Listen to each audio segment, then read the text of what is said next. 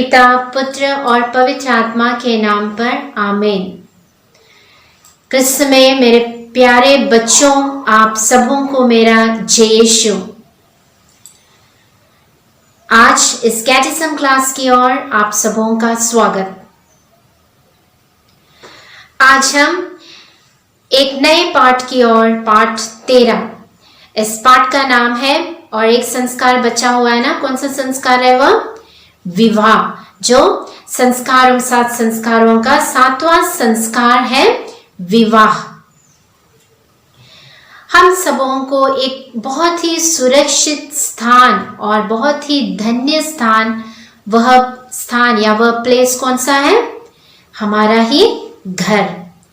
घर यानी उसमें रहने वाले माता पिता, बच्चे, अपने रिश्तेदार और हमारे सभी प्रियजन, उस सब को मिलाकर हम वह एक परिवार कहते हैं, एक फैमिली। तो यह सब मिलाकर हम जब एक परिवार में रहते हैं, वहां है हमारा एक सुरक्षित स्थान। गए पाठ में हमने पुरोहिताई अभिषेक के बारे में सुना। किस प्रकार सामान्य पुरोहिताई है, शुश्रूषा पुरोहिताई है, पुरोहित के विशेष कार्य को हमने देखा। पुरोहित क्यों बुलाए गए हैं, पुरोहित को किस प्रकार हम आदर देना चाहिए, और पुरोहित पवित्र आत्मा से प्रेरित कार्य करते हैं। और आखिर हमने सुना कि पुरोहिताई के बुलाहट को हम किस प्रकार हमारे जीवन में डिसर्न या किस प्रकार हम जांच करनी चाहिए। विवाह के संस्कार में जब हम जाते हैं, जब हम मनन चिंतन करते हैं, तो विवाह भी एक ईश्वरीय बुलाहट है।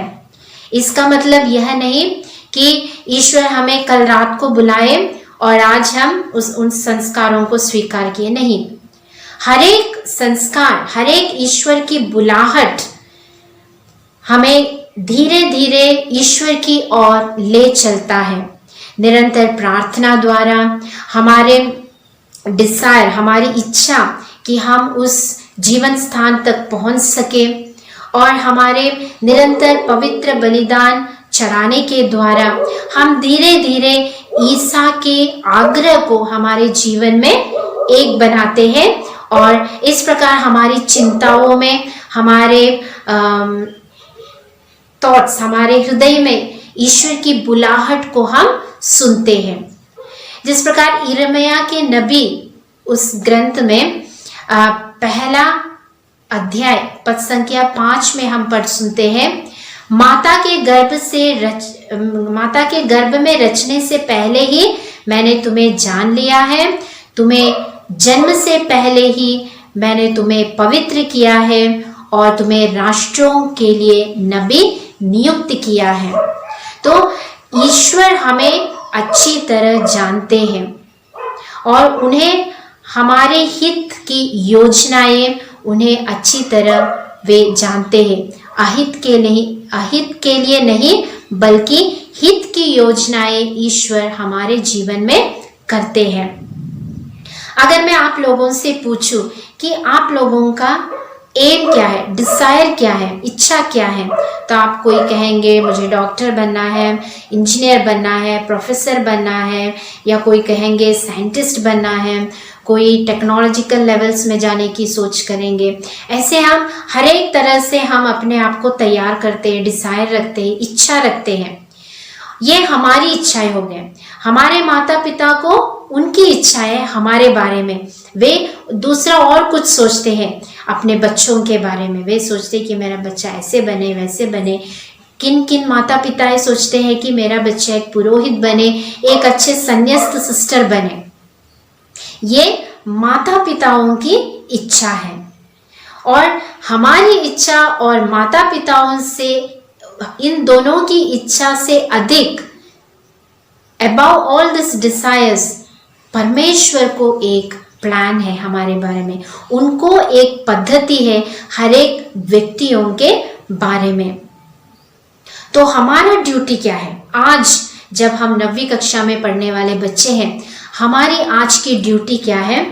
हम निरंतर प्रसन्न रहना चाहिए। We should be happy where we are, यानी हम जहाँ जिस स्थिति में है, जिस परिवार के साथ है, हमारे माता पिता, भाई बहनों, हमारे परिवार सदस्यों के साथ और हमारे ही बड़ों को आदर देते हुए, उनकी आज्ञाओं का पालन करते हुए, अच्छी तरह पढ़ाई करते हुए, हमारे दिए गए जिम्मेदारियों को निभाते हुए हम हमारे माता पिता को प्रसन्न रखना चाहिए और उन्हें ऐसे करने से ही हमारे माता पिता हमसे प्रसन्न रहेंगे। तो आज जब हम विवाह के संस्कार को पढ़ेंगे तो विवाह के संस्कार को पढ़ते समय विशेषकर हमारे इस उम्र में हम किन के बारे में सोचते हैं? हमारे ही प्रिय माता पिता के बारे में। उनके जो विवाहित जीवन का एक संबंध है, उस संबंध से निकले हुए हैं हम सब बच्चे।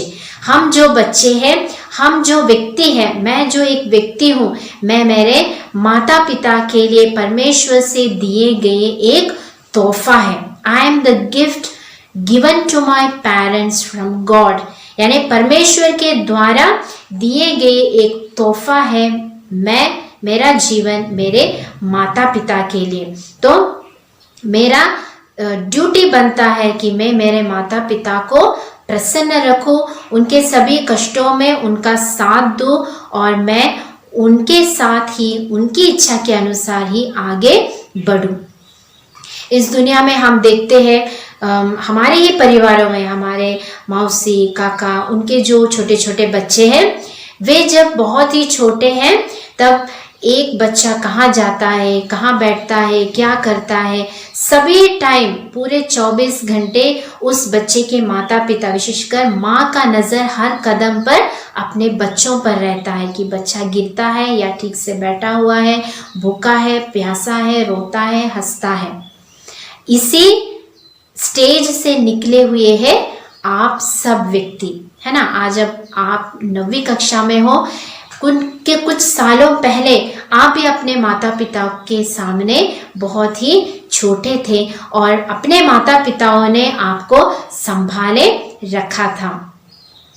प्रवक्ता ग्रंथ अध्याय 3 पद संख्या 7 में हम पढ़ते हैं, जो अपने माता का आदर करता है वह आशीर्वादित होगा, जो अपने माता को सुख देता है वह प्रभु का आज्ञाकारी है। तो हम ईश्वर के आज्ञाकारी कैसे बनते हैं? अपने ही माता पिता का आदर, सम्मान और उन्हें सुख रखते हुए। यह पवित्र ग्रंथ ही हमें सिखाते हैं। तो विवाह एक बहुत ही बड़ा संस्कार है, एक ईश्वर का बुलाहट है, इसीलिए विवाह को पवित्र रखना है और विवाह एक संस्कार है। अभी विवाह के 2 भाग होते हैं। पहला है विवाह प्रेम का एक संधि है, यानी इट्स ए कवेनेंट। विवाह प्रेम का एक संधि है, ईश्वर से जुड़ा हुआ एक संधि है। संत मती के सुसमाचार में हम पढ़ सुनते हैं, इस तरह अब वे 2 नहीं बल्कि एक शरीर है, जिसे ईश्वर ने जोड़ा उसे मनुष्य अलग नहीं करे। तो हम विवाह को अपने ही छोटे बुद्धि द्वारा हम समझ नहीं सकते कि किस प्रकार 2 अलग अलग व्यक्तियां, 2 अलग अलग स्वभाव के व्यक्तियां, अलग अलग परिवारों के व्यक्तियां एक बन जाते हैं, एक शरीर किस प्रकार बनते हैं। क्योंकि वचन कहता है ना, वे अब से 2 नहीं बल्कि एक शरीर है। हमें सिर्फ विश्वास के द्वारा ही यह देख सकते हैं। उत्पत्ति ग्रंथ में परमेश्वर कहते हैं आदम और हवा को, फलो फूलो पृथ्वी पर फैल जाओ। तो ईश्वर ने दिया गया एक बहुत बड़ा सम्मान है विवाहिक जीवन। पुरुष और स्त्री एक होकर ईश्वर के लिए संतान उत्पन्न करें। तो मनुष्य को एक भी राइट नहीं, यानी मनुष्य को ये करने का राइट दिया नहीं गया है कि पुरुष और स्त्री को अलग करे विवाह के संस्कार के बाद। तो विवाह के संस्कार में अगर कोई भी उस संस्कार के बाद जब व्यक्तियां विवाहिक जीवन जीते हैं, तब उनके बीच में कोई भी प्रॉब्लम्स हो, कोई भी परेशानियां हो, वह सब उन्हें प्रेम के द्वारा एक दूसरों को बांटते हुए उन परेशानियों को पति पत्नी के बीच या स्त्री पुरुष के बीच, उनके बीच इन कठिनाइयों को बताते हुए, बांटते हुए प्रेम के साथ उन्हें आगे जाना है। और इस प्रेम का जो करार कुछ दिनों या कुछ महीने या कुछ साल तक, लेकिन यह करार नहीं, करार से भी बहुत ही अधिक, यानी संधि है, कवेनेंट है, परमेश्वर से दिया गया हुआ, परमेश्वर से जुड़ा गया हुआ एक कवेनेंट है। विवाह में पत्नी पति को और पति पत्नी को आपस में पूर्ण रूप से उन्हें देते हैं। इसलिए मैंने कहा वे एक दूसरों, एक दो नहीं बल्कि एक शरीर है। तो इसलिए दंपतियों के आपसी आंतरिक प्रेम, स्वयं दान और एकता का जीवन उन्हें जारी रखना चाहिए। ईश्वर चाहते हैं कि पवित्र अनुराग एवं अभेद्य प्यार के द्वारा वैवाहिक यानी विवाहिक संबंध को पोषित एवं वे फलदायक रखना चाहिए।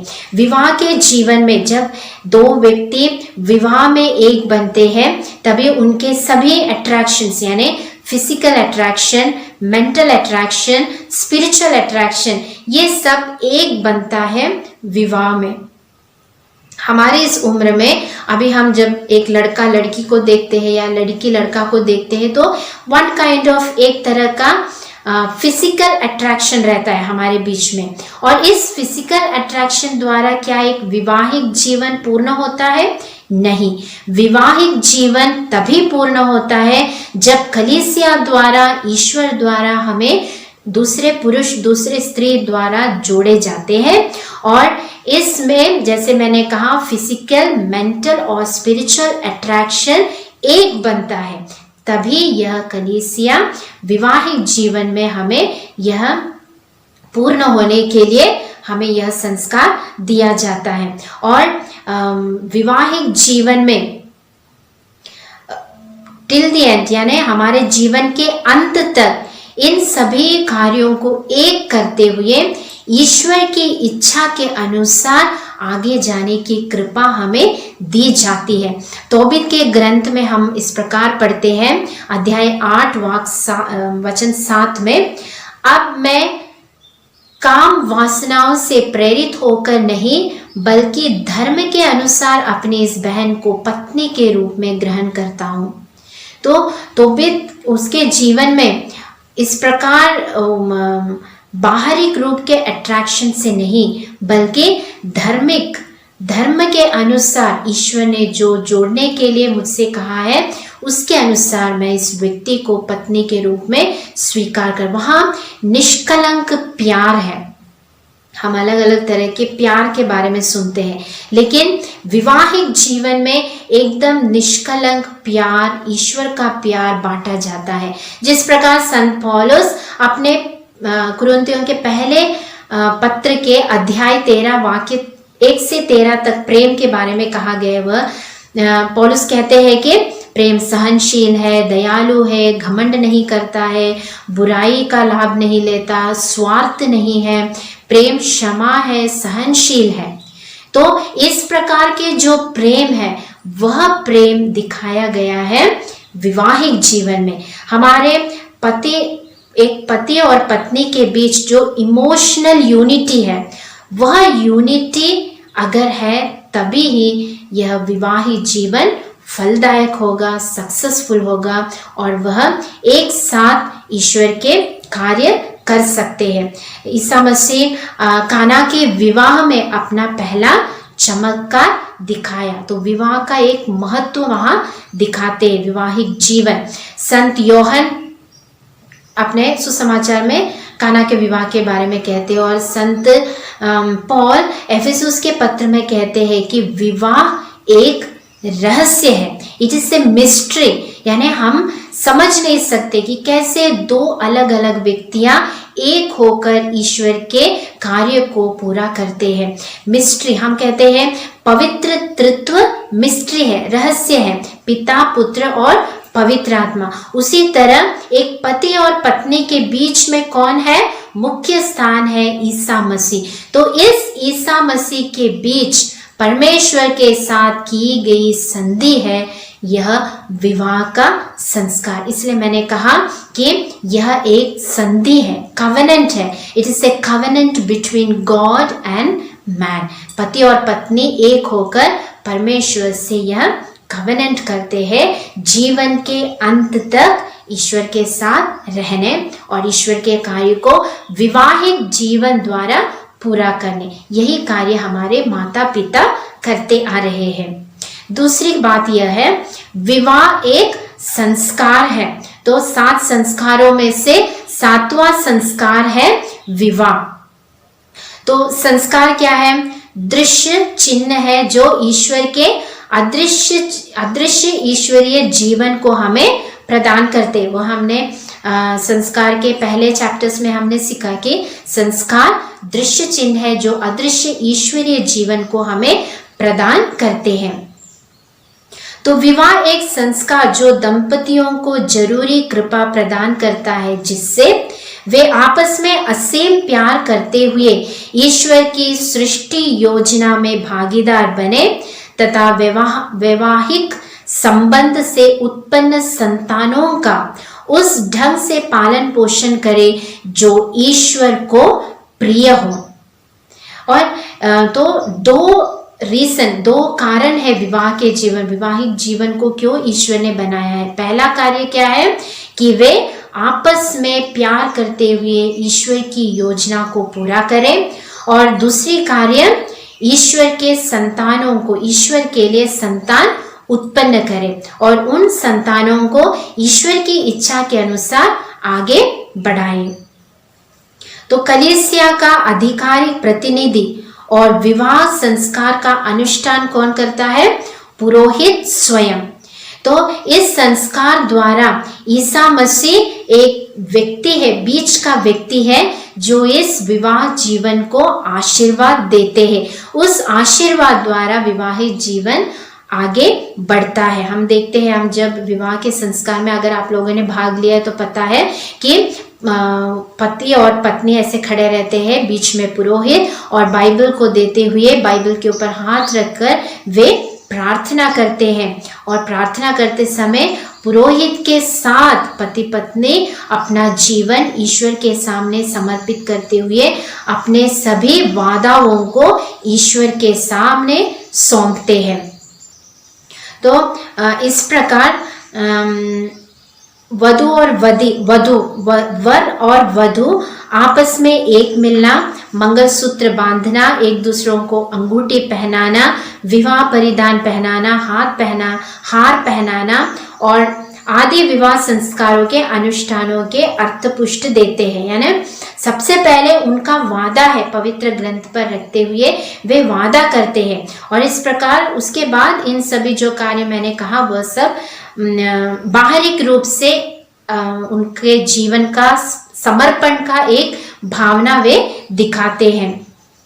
स्त्री और पुरुष जिन्होंने ज्ञान स्नान द्वारा कृपा में जन्म लेकर मसीह के साथ अटूट संबंध स्थापित किए हैं, विवाह संस्कार स्वीकार करने से ईश्वर की कृपा में वे बढ़ते जाएंगे। जब वे विवाह संस्कार स्वीकार करते हैं तब ईसा दंपतियों को आशीर्वाद तथा अनुग्रह देते हुए उन्हें अटूट और गहरे संबंध में जोड़कर वैवाहिक जीवन के दौत्यों को निभाने की कृपा ईश्वर उन्हें देते हैं। इस प्रकार एक वधू और वर, पति और पत्नी ईश्वर के राज्य में काम करने, एक दूसरों को प्रेम करते हुए ईश्वरीय राज्य को आगे बढ़ाने, उस प्रेम का एक संबंध यानी उस रिलेशन से बाहर आता है, ईश्वर के लिए संतान उत्पन्न करते हैं।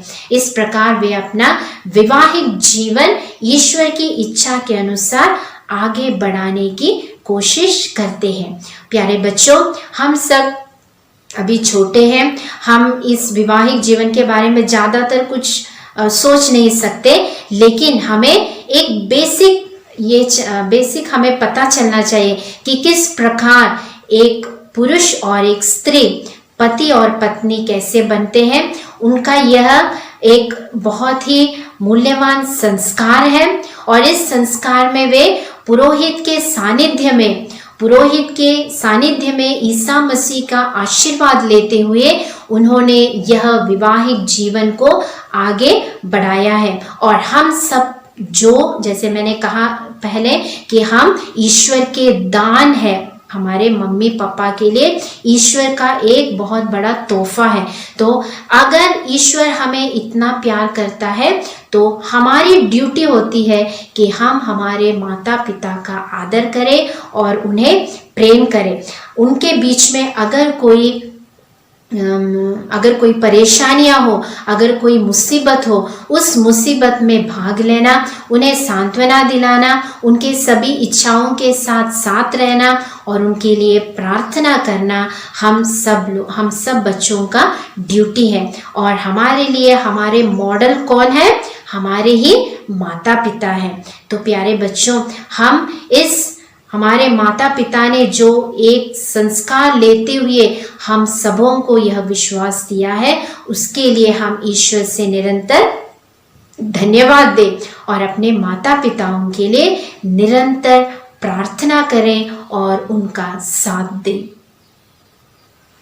पिता, पुत्र और पवित्र आत्मा के नाम पर आमीन।